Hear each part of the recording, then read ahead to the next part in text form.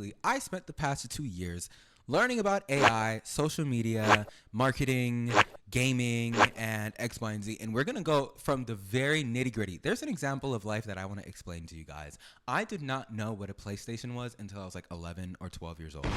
Here's what I thought it was.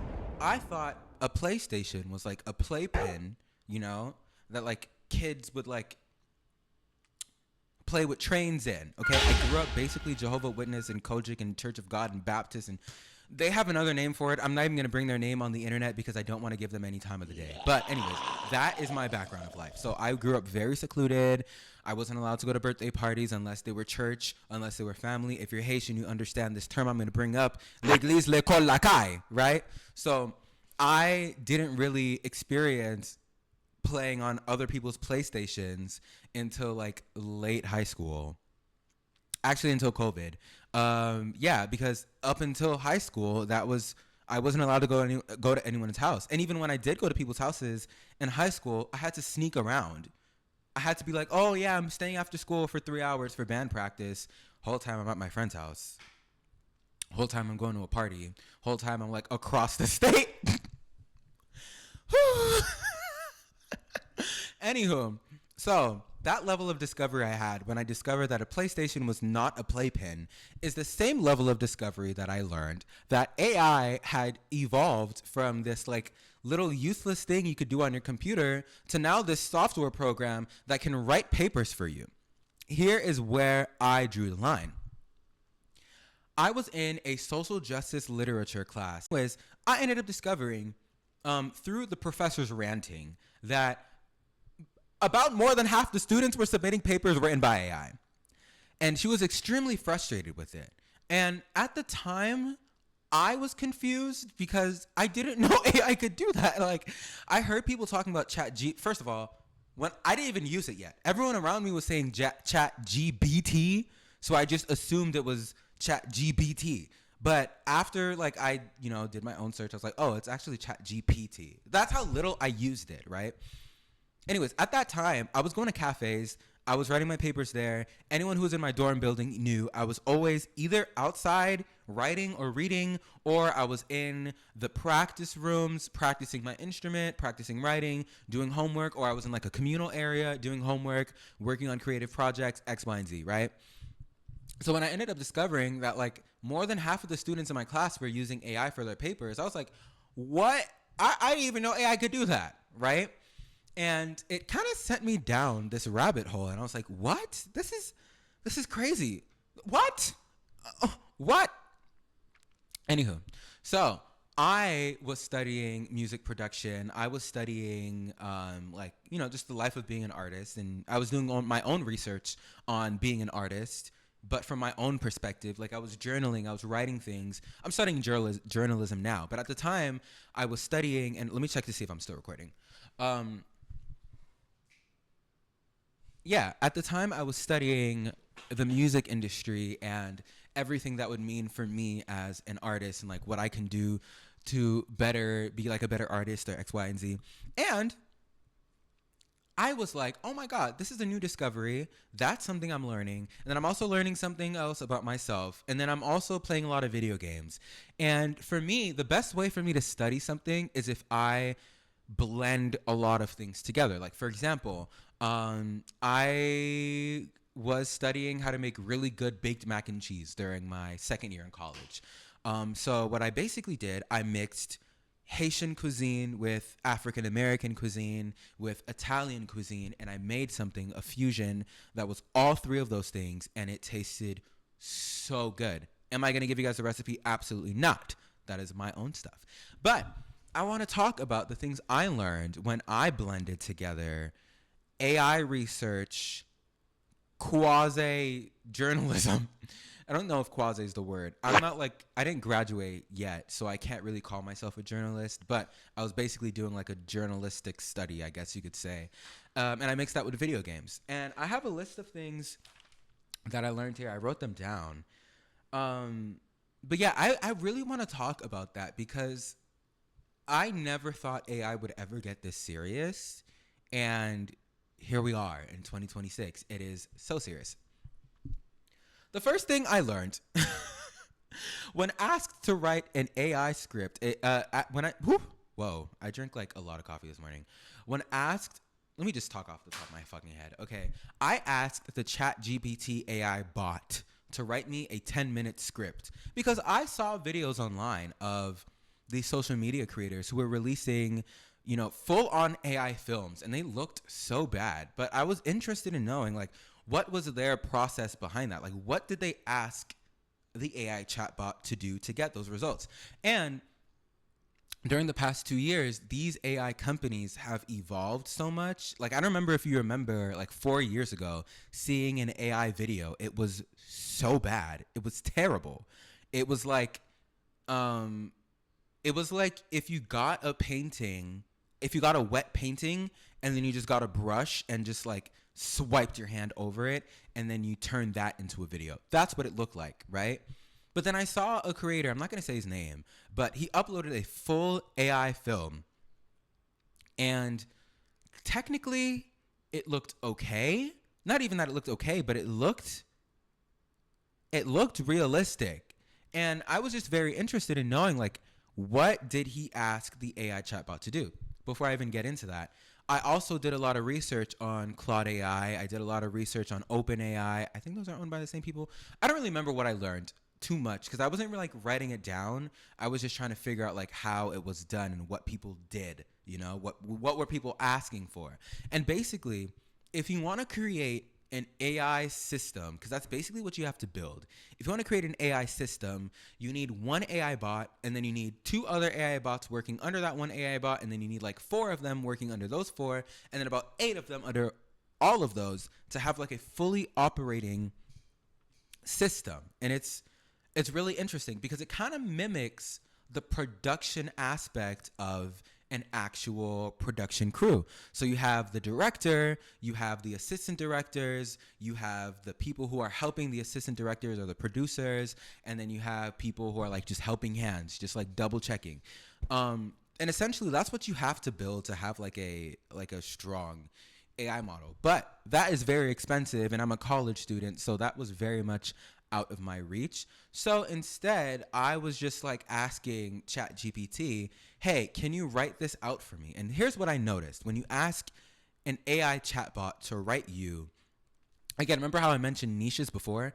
The niche was social media management, video games, and script writing. And I chose those 3 things because if I were to just ask the AI chatbot, hey, can you write me a script about farming? It would give me something very generic and it wouldn't be complicated for it to do. But I asked the AI chatbot to mix 3 different types of things. Just the same way, like if you're going to write a paper about pencils, you would say the generic thing to be like is pencils, paper, and the rocks all in between. That's what, like a boring writer would write. And essentially that's what ChatGPT basically did when I asked it to mix all those 3 things together. Point is, upon asking for those things, I realized that the AI chatbot basically talks in circles, right? So if point 1 is about, for example, I did videos. Oh, and here's another micro niche. We didn't just talk about video games. We were talking about Marvel Rivals. And in very specific, we were talking about magic. Our first candidate is Ilyana Rasputina, or as she's known by the X-Men, Magic.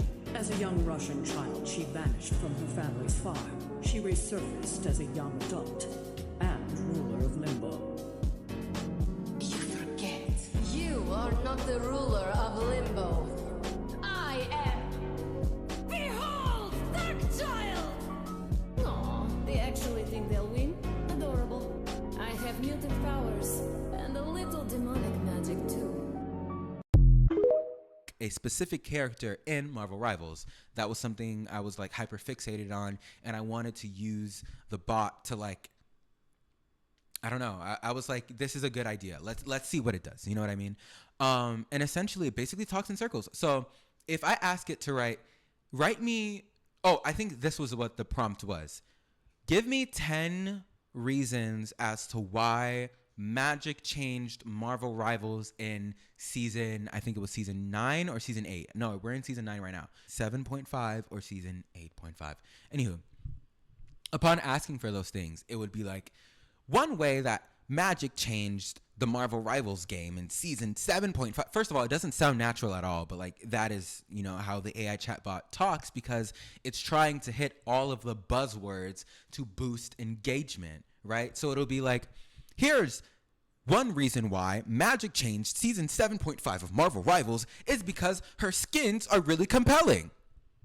What? The skins don't make you a good player.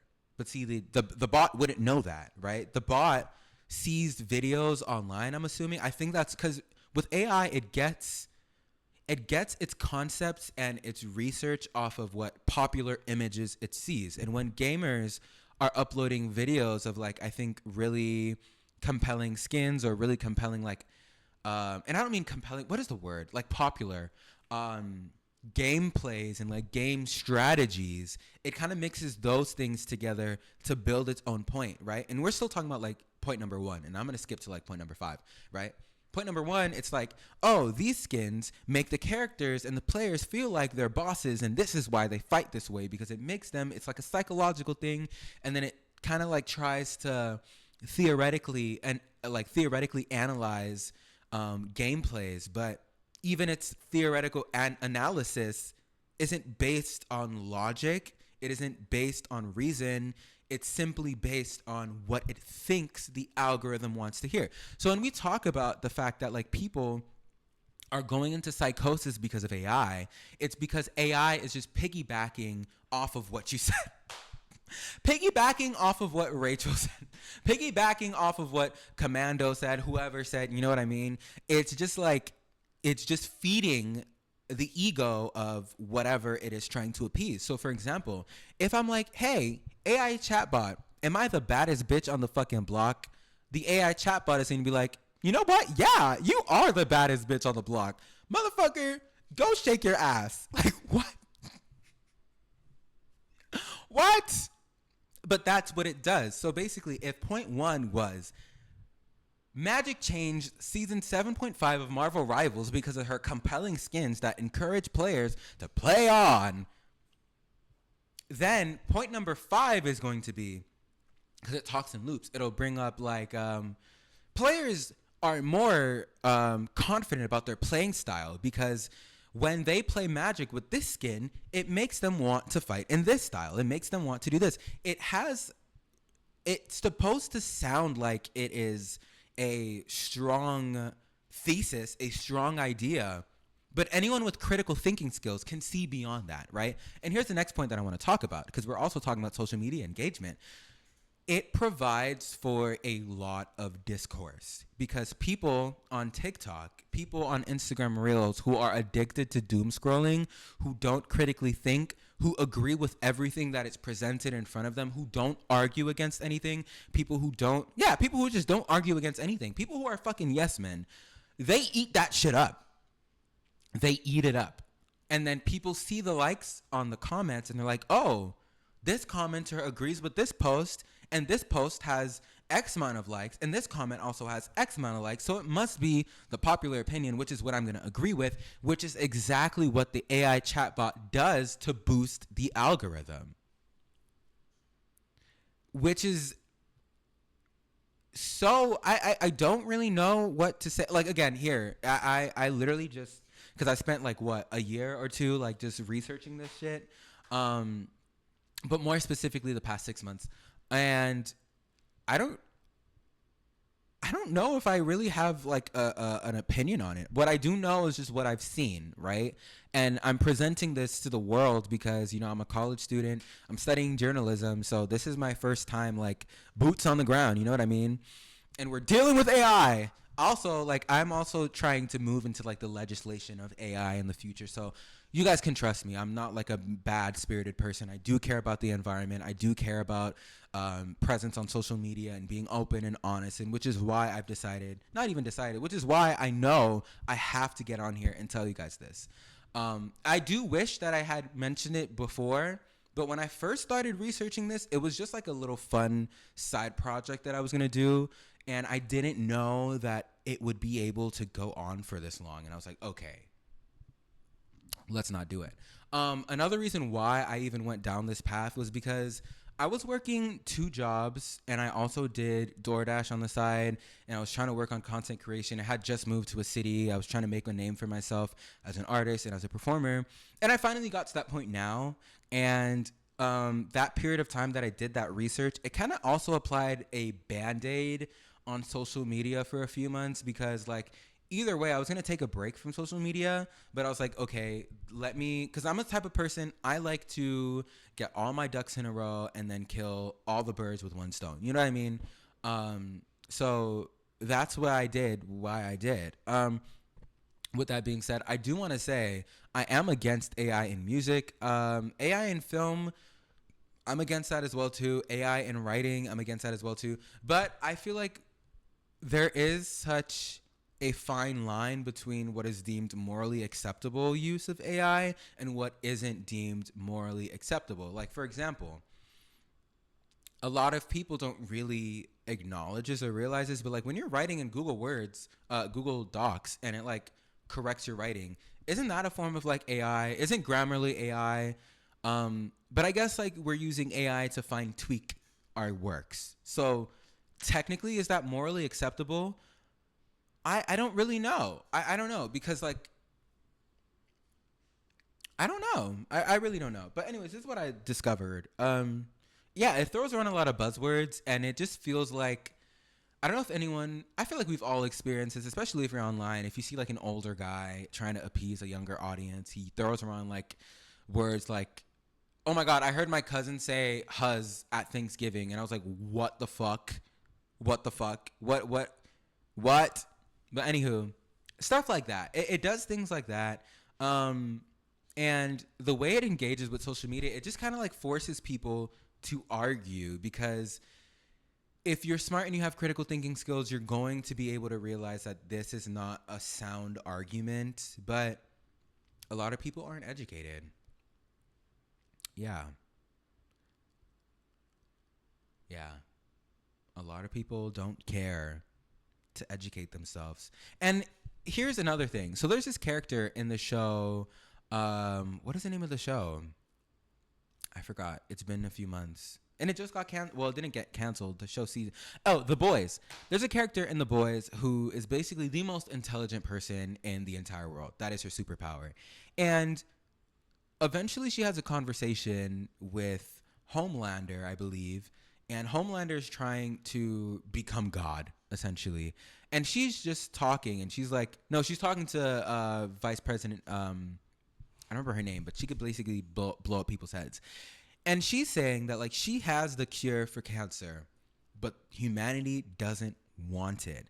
And I feel like that is how it kind of feels to upload content, to upload art as a creative, because it feels like you can give your all, you can give everything, but like nobody really cares for that. Everybody wants the quick fix. And I think that's also what's happening on social media, because during this little thing that I did, I also discovered that a lot of social media creators are using AI. I discovered that a lot of music artists are using AI.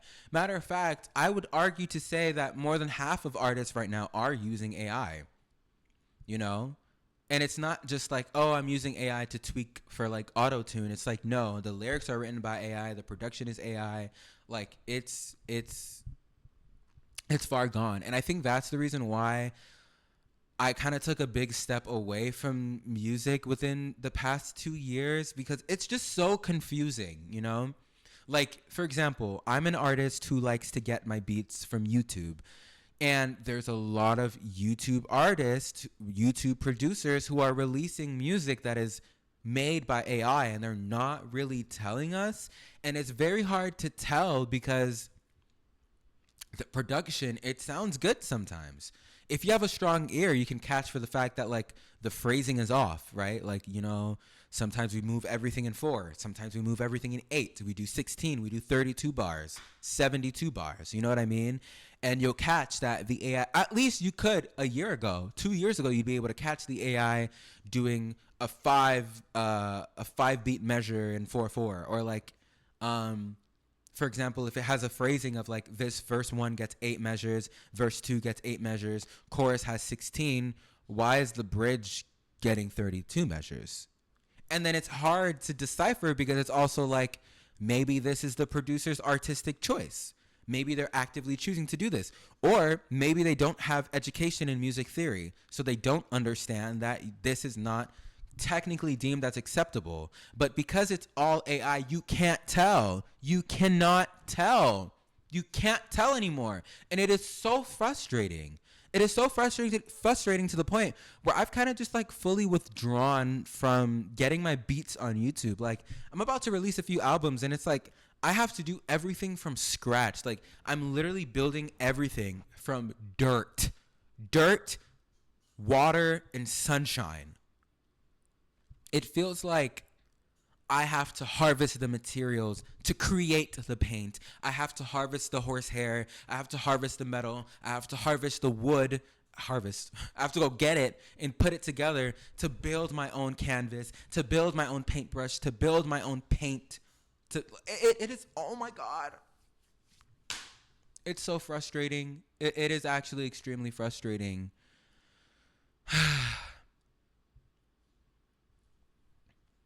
But merrily we go along. And this is something that I've been thinking a lot about, because I can either choose to be the artist that sticks it out, you know, like I still continue to release music, even though everyone else is, you know, profiting off of using AI and they're not being open about it. They're not talking about it. Or I can take a step back and, you know, just like watch. And I think that's what I'm like slowly moving towards doing. I'm going back into live performances now. So you can catch me on stage now. I'm going back into musical theater. I'm going back into acting. I'm going back into opera. I never really did opera fully. I did like theater opera, choral opera, but I'm going back to that. And I'm fine-tuning those things. And that's a part of the reason why I went to school for music, because I had a feeling something like this was going to happen in the world. And here we are. And I think that's also another reason why it's also extremely compelling that Tom Holland got casted for Spider-Man. We're going to talk about Tom Holland and Timothée Chalamet. Also, AI is the big worm from Dune, eating the spice being creativity. That is my note on it. It's eating the cats and the dogs. AI. It's eating up all the spice in the music industry. It's eating up all the spice in content creation. And that is basically what I learned from the research that I did. Anywho, Timothée Chalamet made a comment about ballet and theater and that entire world. And he was basically insinuating that nobody gives a fuck about it anymore. But I think what is contrary to his opinion is maybe he just doesn't hang around people who are very involved in that world, because I'm involved in that world. I studied music in college. I did ballet in college. You know, I did jazz theater in college. I did this. I studied African dance in college, you know? So what? What's good? Just kidding. No hate to Timothée Chalamet. I'm just talking about his opinion, you know? I'm arguing against his opinion. So yeah, I'm going back into acting. I'm still going to release my project, but I think what I'm approaching it as right now is just not aiming for perfection. I think that's what a lot of artists are doing now. Everyone wants to be the top artist. Everybody wants to be number one. But I think you need to ask yourself what you are sacrificing to be number one, right?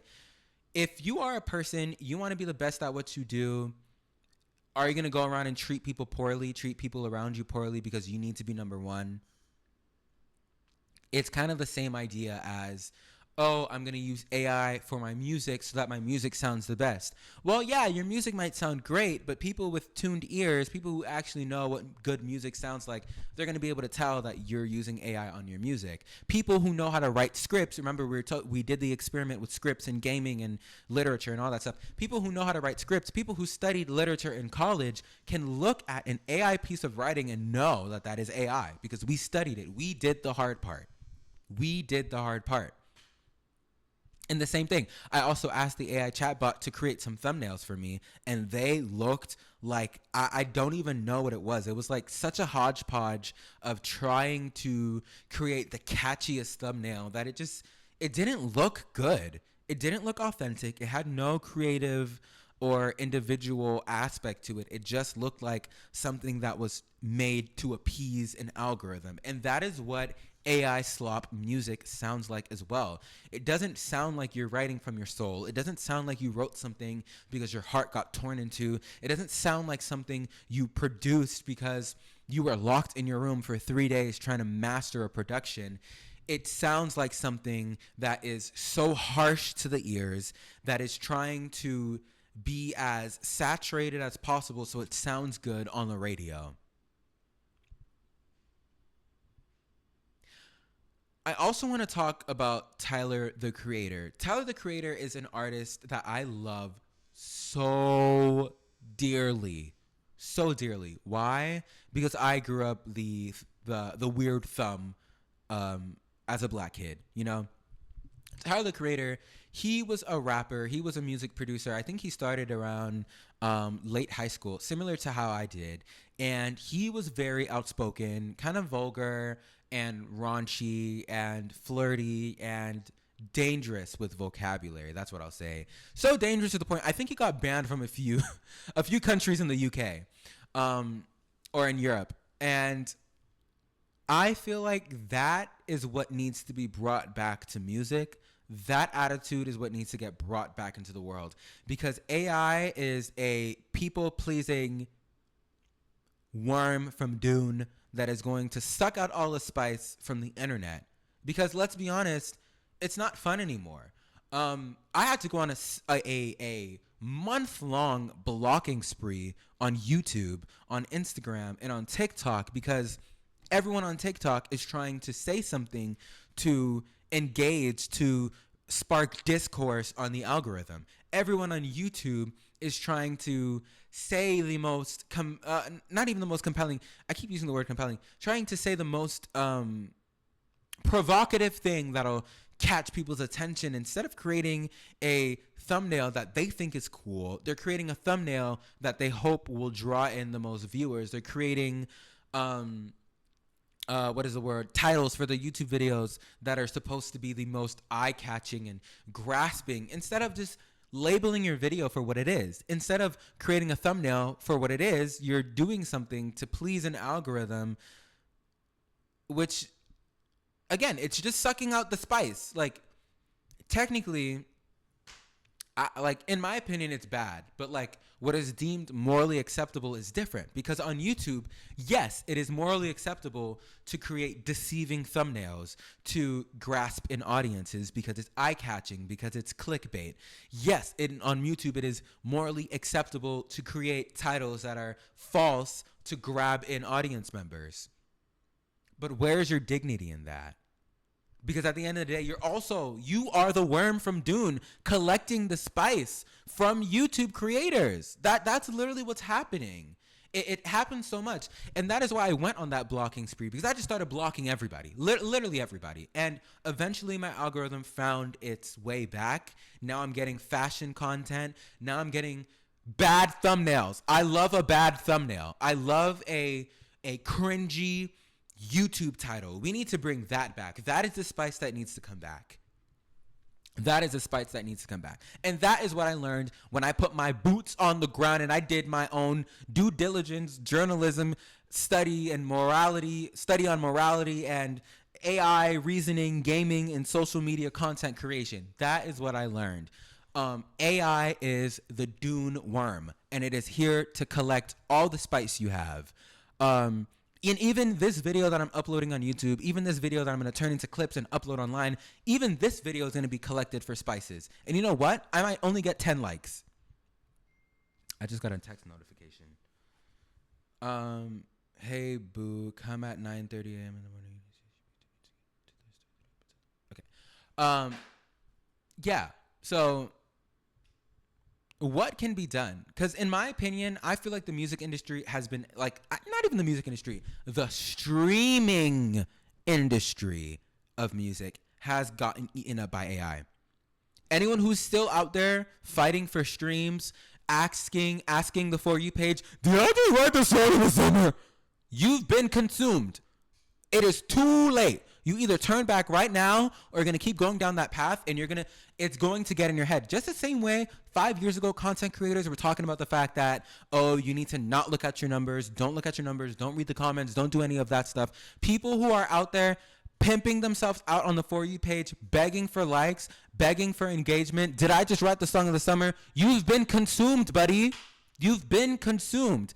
Please let it go. Create the art. Go perform the art. Go find opportunities to share your art in person with people. I have an audition on Sunday. I'm not going to say what it's for. That's what I'm doing. I'm about to get into this whole other side of acting in that side of industry. I'm so excited about that. I'm so excited because I can finally let it go. I can finally let it go. And it is just so... They're eating the spice. They're eating the spice. Oh my God. Oh my God. And parts of me are wondering if this is because the people profited too much from social media. And now we essentially created our own monster to destroy the thing that made us profitable.